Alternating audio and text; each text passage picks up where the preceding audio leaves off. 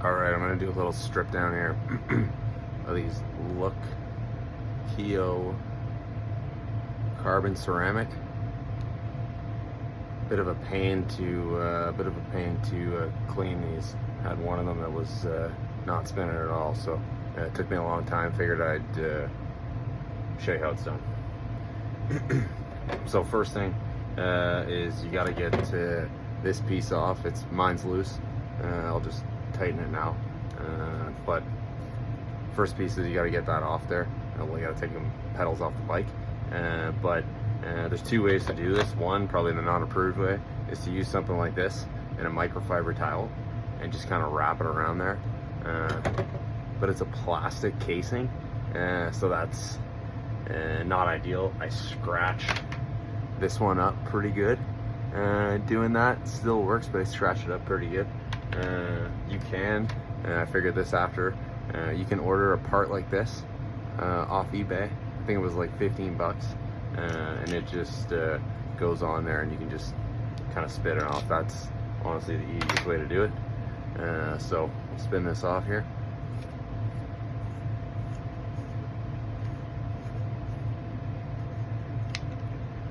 Come out, and there's your your pedal body and your bearing, or your spindle, I guess.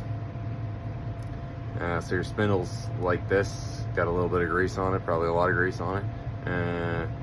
I had already taken these apart, but one of them was really beat up, so I had to clean it and clean it with solution and do everything. But here's what it looks like.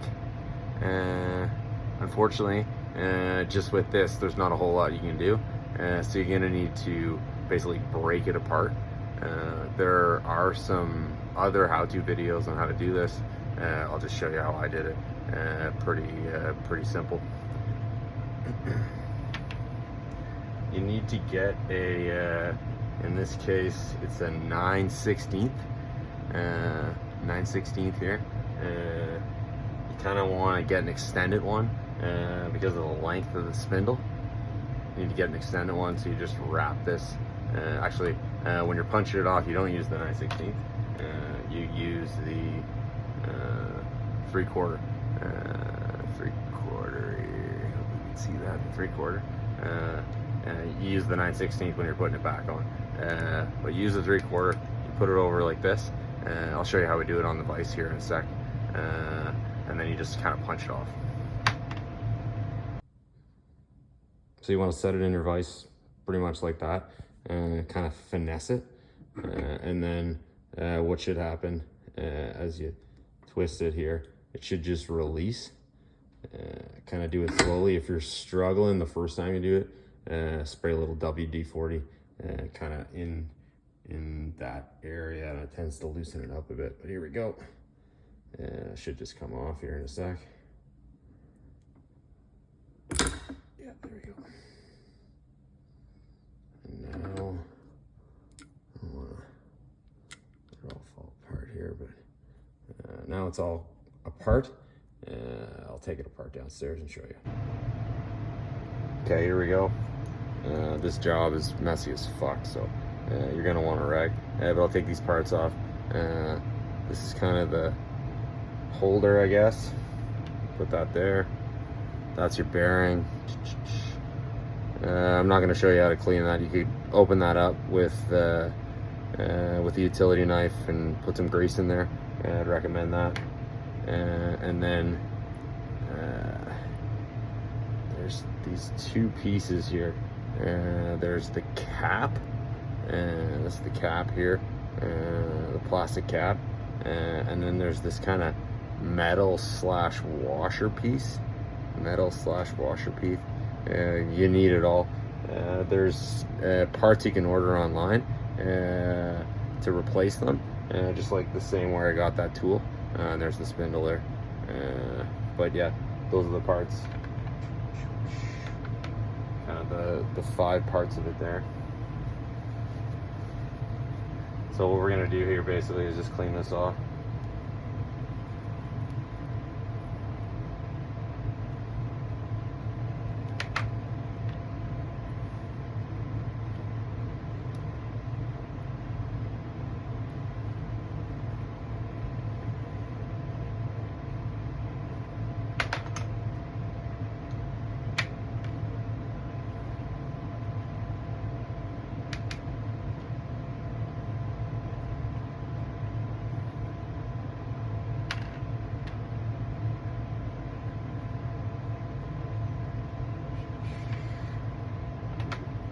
that off there. Okay, you probably want to take a look at this thing. You can take like a pencil or something like that and punch out this little piece right here, and you can kind of look all the way through and get a good look at the needle bearing. I don't know, apparently there is a way to clean those out. I don't know how to do it. Best thing I could come up with was just kind of getting my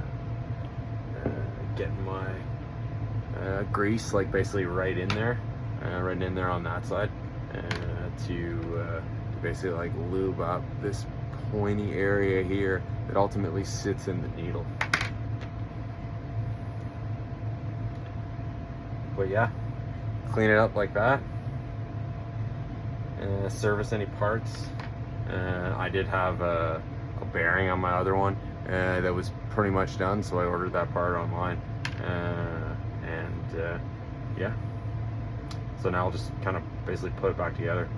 So when you're putting it back together, you're going to start with this piece right here, and then it could, like, this thing could have a thing stuck inside. Mine came out, but it's ultimately this little kind of metal / rubber piece. I found that you wanted to put the metal side in like that, kind of the metal on metal. It seemed to go a lot smoother. I did try it both ways, but that just seemed to be the way that you do it. Then you put this little the cover on here. Then we're gonna put the bearing on. The bearing won't go all the way, so you want to just put it as kind of as level as you can, because you're gonna punch it back on here. And then we're gonna take this little cover piece and kind of just let that sit like that. You're gonna want it basically as straight as you can possibly get it there, like that.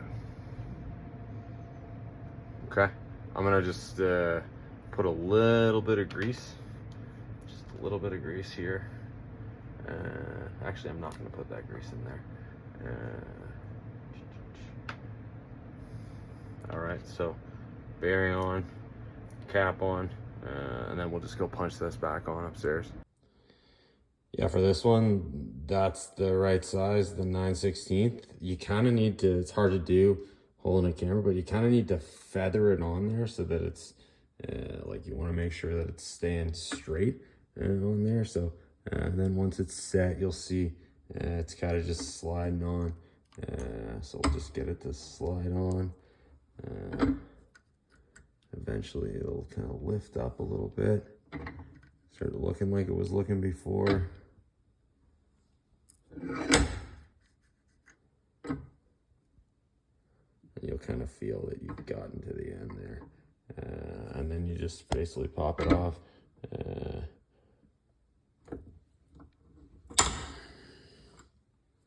It might be a little bit jammed in there, but you can kind of angle it out, and you can kind of tell how you did in terms of, did you push it in there enough?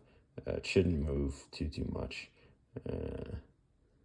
That's probably the max you'd want it to move. But I'll just do a double check here. All right, so we got this thing punched back on, kind of the home stretch here. Probably want to spend a bunch of time kind of cleaning this thing out as best we can. Lots of different ways to do it. Microfiber towel and something like this, kind of jamming in there, in my opinion, worked the best. Yeah, so when we're putting it back in, it kind of, I put these caps on basically after, because I like to put a little grease on the other side here. But yeah, what we're gonna do is basically push this back in, but I'm gonna put some grease on this thing first. I think most importantly, we want to get the grease on the tip here. For the needles, I think we can generously apply some grease on this thing. I don't think we want to put too much grease kind of up against where the bearing is, because that's where we're gonna be screwing this piece into. I'll talk about that just in a sec here. So mainly just lots of grease down at this end here. yeah, so we're basically just gonna put it back on like when we did first time. We kind of need to get it set in there.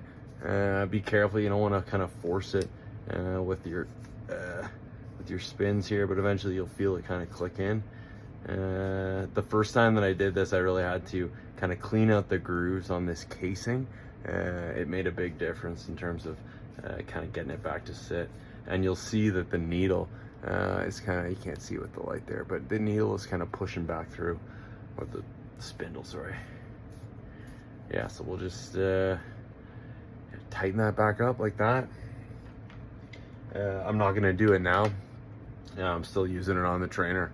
I'll probably take them apart again and just grease them up before I put them outside. But you could use like a blue Loctite. You can get that at pretty much anywhere. So if you bought this thing, now would be the time to use it again, where you would just kind of go in here, tighten it up again, like that. You'll see that piece coming through there, and then at this point in time, you can kind of get a feel for how's it spinning, like how good of a job did you do. Kind of did a mediocre job. Maybe this thing could use a little bit more grease, and it'll spin faster on a tire. But yeah, that's pretty much it. Okay, thank you so much.